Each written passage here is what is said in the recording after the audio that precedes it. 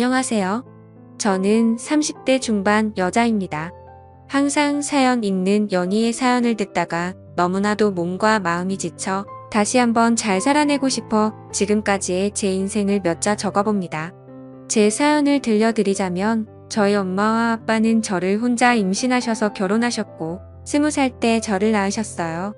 엄마는 지금으로는 너무나도 어린 나이였을 때 저를 낳고 키우셨고 3년 후에 제 남동생까지 낳으셨습니다.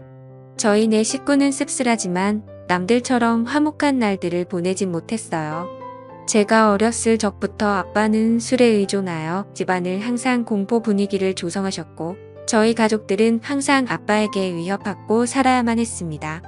엄마는 아빠에 대해 감정이 안 좋아 남자 잘못 만난 본인 신세 타령을 하시며 아빠를 미워했지만 술 안 마셨을 때에 아빠는 절대로 나쁜 분은 아니셨어요. 비록 경제적으로는 능력이 좋으신 분은 아니었지만 정이 많으셔서 사람들 좋아하시고 자식들을 많이 아껴주신 사랑 많으신 자상한 분이셨습니다. 우리 딸 너희들은 아빠의 보물이야. 아빠가 너희를 얼마나 사랑하고 있는지 잘 알지. 내 새끼들 봐서라도 아빠가 얼른 정신을 차려야 하는데 미안하다. 아빠가 짊어진 삶의 무게가 왜 이렇게 힘든지 모르겠다. 뭐가 그렇게 괴로우신지 어릴 적 제가 본 아빠의 모습은 많은 날들이 술에 젖어 있었고 저희 남매는 원래의 아빠 모습을 잘 알았던지라 그런 아빠의 모습이 참 마음 아팠습니다. 그리고 저는 어느 날 충격적인 광경을 목격하고서 야외 아빠가 그리도 괴로워했는지 알 것 같았습니다. 바로 엄마와 삼촌의 충격적인 관계 때문이었어요. 아빠와 형제가 많으셨습니다. 아빠는 친남매 중 장남이셨고 위로 큰 고모 한 분 계셨고 아빠들 밑으로 삼촌들 3분 고모 2분이 더 계셨습니다. 비록 가정에서는 화목하지 못할 지언정 저는 양가 부모님들에게는 기대하고 고대했던 첫 손주로서 부모님들과 친척들에게 사랑을 듬뿍 받고 자랐습니다. 후에 태어난 제 동생도 장손으로서 큰 사랑받고 자랐고요. 하지만 그런 저희들을 예뻐하면서도 유독 거리를 두시는 분도 계시더군요. 바로 아버지의 동생인 삼촌이라고도 부르기 싫은 둘째 삼촌 그 짐승만도 못한 사람이었습니다. 엄마는 삼촌이 왔다 하면 얼굴에 유독 화색이 돌았습니다. 오늘 우리 집에서 편히 쉬시고 가야 하니까 너희는 오늘 거실에서 자고 삼촌은 방에서 알겠지. 라며 엄마는 저희에게 일러두었습니다. 둘째 삼촌은 운주업을 했던 터라 가끔 저희 집에 들러서 하룻밤을 자고 가는 일들이 좀 있었는데 원래 저희는 단칸방에서 살다가 제가 초등학교 1학년 됐을 때 방 2칸짜리 빌라로 이사 갔거든요. 둘째 삼촌이 저희 집에 들릴 때마다 그중 제 방을 삼촌에게 내어드리고 남동생과 거실에서 잤습니다. 저는 삼촌이 저희 집에 올 때마다 맛있는 간식을 사가지고 와서 어색한 가운데 서도 저희랑 놀아주는 게 좋았고 그걸로 인해 멀기만 느껴졌던 둘째 삼촌에게 조금씩 정이 쌓여갔네요. 둘째 삼촌이 올 때마다 아빠도 술을 안 마시고 부모님들도 간만에 분위기가 화기애애 좋아져서 한때 저희는 둘째 삼촌이 오기만을 기다리기도 했습니다. 그런데 어느 날 새벽이었어요. 제가 힘든 가정에서 살다 보니 어려서부터 눈치가 빨랐고 좀 영악하다고 해야 하나 나이에 비해 철이 조금 빨리 든 케이스였어요. 당시 동생은 자고 있었고 그날따라 이상한 느낌을 본능적으로 느꼈는지 새벽에 눈이 번쩍 뜨이더라고요. 그런데 마침 엄마가 화장실에서 물 내리는 소리와 동시에 나오는 것이었습니다.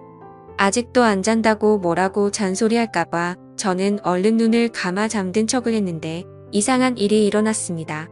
저희를 가만히 보시다가 조심스럽게 몸을 움직이며 안방이 아닌 바로 삼촌이 자고 있는 제 방으로 들어가는 것이 아니겠어요. 어린 나이임에도 불구하고 저는 그게 심상치 않은 일임을 본능적으로 알았습니다. 저는 순간 등이 쇠해지며 무슨 촉이었는지 조심스럽게 몸을 일으켜 숨죽여 제 방으로 다가갔습니다. 저희 집 방문이 허술해서 잘 닫히지 않았는데 그 탓에 열려있는 작은 틈으로 저는 훔쳐보게 되었습니다. 그리고 여태까지도 평생을 트라우마로 남은 잊지 못할 그 장면을 목격하게 되었습니다. 형숙과 시동생으로서 금기시한 일들을 벌이고 있었습니다. 저는 너무 놀라 어떻게 해야 할지 그 자리에서 얼어붙고 말았습니다. 그때 거실에서 동생이 제가 곁에 엎자 허전했는지 응하며 자세를 뒤척였고 이 소리를 들었는지 그들은 모든 행동을 멈추고 엄마는 재빠르게 옷매무새를 가다든 거군요. 저는 들킬까 싶어 제자리로 돌아와 다시 자는 척을 하며 누웠고 엄마는 어두움 속에 취약함을 가린 채 아무 일도 없었다는 듯 안방으로 돌아왔습니다. 저는 그때부터 아무에게도 말 안 하고 혼자 생각이라는 것을 했는데 오랜 고민 끝에 나온 결론은 단순하게 모든 진실을 밝히자는 것이었습니다. 그렇게 해버리면 어린 마음의 모든 게 다 제자리를 잡고 정상으로 돌아올 것 같았거든요. 비틀린 이 이상한 현실에 하루도 머물고 싶지 않았던 저는 기회를 엿보다가 마침 아빠와 둘째 삼촌만 빼고 친가들이 모여 가족 식사하는 자리에서 제가 본 그날의 진실을 폭로하였습니다. 일모구연하고 또박또박 엄마랑 둘째 삼촌의 새벽에 제가 본 것들을 가감 없이 얘기하자 엄마의 표정이 새하얗게 질리며 급한 대로 제 입을 막으려 했네요. 허나 이미 수상함을 느낀 큰 고모는 엄마를 젖혀두고 저를 방으로 데려와 차근차근 무슨 이야기인지 얘기해보라며 말씀하시는데 저는 말하다 말고 목이 메어와 울음을 크게 터뜨리며 말을 이어갔네요. 덕택의 집안은 발칵 뒤집혔고 둘째 삼촌은 소환돼서 친척들에게 어쩜 내가 형수랑 그런 짓을 벌일 수 있냐며 비난의 화살을 맞았습니다. 이 소식을 뒤늦게 들은 아빠는 충격을 금치 못하고 둘째 삼촌과 주먹이 오가며 한바탕 난리를 벌였고 저희 가정은 17개도 제 소망과는 다르게 파탄을 맞고 말았네요. 바로 엄마가 그 일을 계기로 지 유치원생 남동생을 데리고 둘째 삼촌과 행방을 감췄던 겁니다. 훗날 드라마나 영화에서 보는 남녀의 야반도주를 보며 우리 엄마도 동생 데리고 둘째 삼촌과 저런 도피를 했을까 비꼬며 생각했네요. 가뜩이나 술을 필요로 했던 아빠는 아이의 술독에 파묻혀 살게 되었고 엄마와 삼촌을 반드시 찾아내어 복수하겠다며 증오심을 갖고 다녔습니다. 아빠는 늘 술을 취한 채 정신적인 고통을 이기지 못하고 자고 있던 저를 이불에 쌓아 조수식에 태우고 어디에 있는지도 모르는 그들을 찾으러 나섰고 그럴 때마다 저는 두려움에 떨어야만 했습니다. 지금 생각해보면 아빠는 저의 폭로가 원망스러웠는지도 모르겠어요. 눈 감고 귀 닫고 모른 척했으면 어쨌든 불행한 가정이 남아 이어올 수 있었을 텐데 그걸 폭로함으로써 파국에 치닫게 되어버렸으니 다 제 잘못이라는 생각이 들었습니다. 이럴 줄 알았으면 얘기하지 말 걸 그냥 아빠를 속이고 모두를 속일 걸 진실을 알리는 것만이 꼭 올바른 게 아니라고 생각했네요. 다행히 두어 달이 지난 후 엄마는 집에 동생을 데리고 들어왔고 간만에 엄마를 본 저는 그간 마음고생한 게 싹 치유되며 깊은 안도감을 느꼈습니다. 오랜만에 동생을 봐서도 너무 행복했고 돌아온 엄마로 인해 아빠의 상태도 좀 나아진 것 같아 행복했습니다. 다만 제게 엄마가 사라졌던 누유주는 남았습니다. 잠시라도 눈에 엄마가 보이질 않으면 불안해서 미칠 지경이었어요.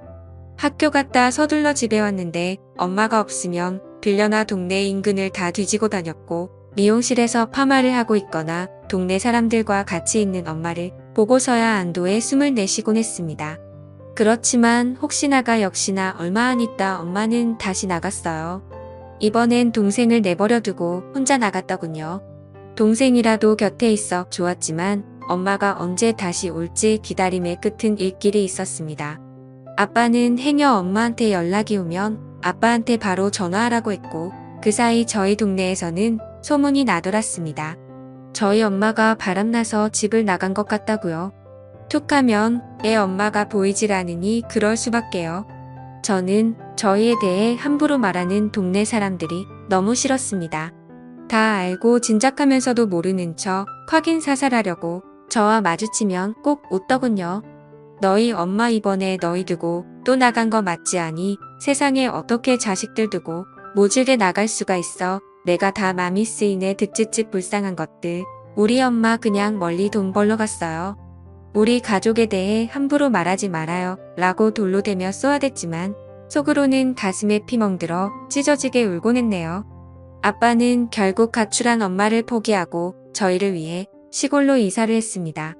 다 잊고 새 삶을 꾸려 보고자 아빠는 1톤 트럭을 타고 소금도 파시고 길고 파시며 저희를 악착같이 키우셨지만 세상은 그리 만만치 않았습니다. 바로 아빠는 큰 병에 걸려버리셨고 끝내는 간경화로 제 나이 18살 때 세상을 등지시고 말았네요. 그때 아빠 살아생진 모질기만 했던 제 행동이 떠올라 얼마나 피눈물을 흘렸던지요. 죄송하고 또 죄송하기만 했습니다. 아빠가 돌아가셨어도 엄마랑 삼촌은 잔인하게도 콧대기도 비치지 않더군요. 아빠를 배신하고 어디서 둘이 그렇게 잘 먹고 잘 사는지 나중에 반드시 찾아가 이 아픔 그대로 돌려주리라 다짐했네요. 저희는 살기 위해 할아버지에게 맡겨졌다가 성인이 된 후 따로 근처에서 독립을 했습니다. 그리고 시간이 흘러 동생이 군대 갈 때쯤 저 역시 직장을 구해 대도시로 나왔고 또 다시 현실에서 적응하고 있을 무렵 난데없이 엄마 동생인 오랫동안 왕래 없던 외삼촌이라는 작자한테 연락이 닿았네요. 그간 잘 지냈지? 내 아빠 그렇게 되고 동생 건사하느라 네가 누구보다 힘들었을 텐데 내 마음이 다 안쓰럽구나. 고시원 좁고 답답할 텐데 내가 보증금을 좀 대줄 테니 어디 원룸이라고 들어가 살지 않겠니? 순간 의문이 들었죠. 갑자기 외삼촌이 왜 나한테 뭔가 이상해서 좀 알아봤었는데 예상치 못하게도 그간 연락이 끊겼던 제 친엄마가 외삼촌 뒤에 있었던 게 아니겠어요. 저와 동생을 버리고 그놈이랑 살림 차리겠다고 도망가서 정떼며 사왔을 땐 언제고 이제 와서 왜 이렇게 호의적으로 나오는지 고맙기는커녕 기가 찼습니다. 아빠와 저희를 배신하고 그 짐승 같은 둘째 삼촌놈이랑 도피해서 얼마나 잘 먹고 잘 살았는지 확인해봤더니 야 이게 웬걸? 어느새 남자를 갈아치워버렸네요. 제가 이 사실을 입 밖에 내니 엄마는 주위를 살피며 은밀하게 말하기 시작했고 살다 보니 안 맞는 부분도 많고 사람들 눈도 있고 이건 아닌 것 같아 뒤늦게 마음 먹고 정리했다. 지난 세월 죄책감 떨치고 새 인생 살고 싶어 너하고도 연락 안 한 거다 라고 합니다. 순간 뭐지 싶었네요. 그렇게 쉽게 헤어질 수 있었을 것을 여지껏 저희 가족 생채기를 다 내놓고 일이 저질러질 대로 다 저질러 놓은 후에야 헤어졌다니요. 엄마를 가지려고 아빠를 배신한 삼촌도 같은 생각이어서 순순히 헤어져 줬다는데 한 말도 안 돼 그들의 파렴치한 패륜짓 때문에 상처 입은 사람이 몇인데 멱살 잡고 쫓아다녀 피해 보상이라도 받고 싶었습니다. 엄마는 결국 삼촌과 금기된 사랑을 끝내고 다른 남자랑 세 번째 결혼을 했다 합니다. 능력도 좋으시지. 엄마는 제 동생을 합치고 둘째 삼촌 사이에서 낳은 남자의 여자의 한 명씩을 제게 소개했습니다. 저를 동생들과 함께 인사시키며 얘들은 내 동생이고 너희들도 언니 누나한테 인사해라. 동생들 보는 거 보니 지금 여기 있는 동생도 잘 돌볼 것 같더라. 다 내 핏줄들이 네 맞이로서 잘 챙겨라. 뭐니 해도 남보다는 형제가 최고야. 남보다 못한 형제들도 많죠. 저나 얘들이나 다 배신의 피가 흐르는 엄마 자식들인데 나중에 서로 뜯어먹겠다고 뒤통수 치고 그러면 어쩌죠라고 대꾸하자 엄마의 표정이 점차 살벌해지기 시작했네요. 전혀 패륜 상황의 내막을 모르는 새아빠는 분위기를 환기시키고자 그저 허화하신다라고요. 새아빠는 평범하고 사람 좋으신 분이셨습니다. 엄마는 정말 미웠지만 가족들이 그리웠던 저는 엄마를 용서하고 잘 지내보려고 노력했습니다. 허나 엄마와 삼촌의 옛 트라우마는 쉽게 잊혀지지 않더라고요. 엄마 역시 지난 세월을 후회하며 저와 함께 잘 살려야 하는 것 같았지만 제가 본인의 치명적인 비밀을 알고 있으니 저를 편히 대하지 못했습니다. 심지어는 저더러 미용실에서 엄마라고 하지도 말라고 하고 주변인들에게는 저와의 관계를 숨기려 하더군요. 새아빠가 절 자식으로 인정한다며 친척들에게도 소개하려 할 때도 엄마는 필사적으로 행여 책 잡힐까 싶어 말렸습니다. 엄마의 숨겨진 자식으로 살아야 하는 기분도 참 더럽더이다. 더러운 놈의 둘째 삼촌 자식들은 엄마 거리며 당당하게 살고 있는데 우리 아빠 자식이었던 전 왜 숨겨져야 하는지 감정의 분노가 스밀스밀 살아났습니다. 더욱이 참을 수 없었던 건 엄마는 술 한잔만 하면 꼭 아빠의 욕을 했는데 난 네 아빠가 아직도 지긋지긋해. 난 O형인데 왜 니들은 니들 아빠처럼 A형이냐고. 너나 네 동생이나 아빠 너무 쏙 빼닮아서 싫어. 처음부터 내 손으로 쭉 키운 내 새 동생들한테 정이 더 가더라고. 왜 같은 손가락이라도 더 아프고 덜 아프고 하잖아. 네가 차별받는 것도 다 네 아빠 탓이고 내가 삼촌과 불륜 저지른 것도 다 네 아빠 책이냐? 알아? 내 아빠 결혼 자체가 나한테는 일평생 지옥이었다고. 삼촌과의 불륜을 저지른 건 모두 다 아빠 잘못이라고 떠넘기며 책임을 짐지우는데 사마 고인이 되신 분을 욕보이진 말라고 소리를 질렀습니다. 참을 수가 없었습니다. 저는 결국 엄마를 용서하지 못하고 자리에서 일어나 엄마에게 마지막 인사를 했네요. 이제 도저히 못 들어주겠다.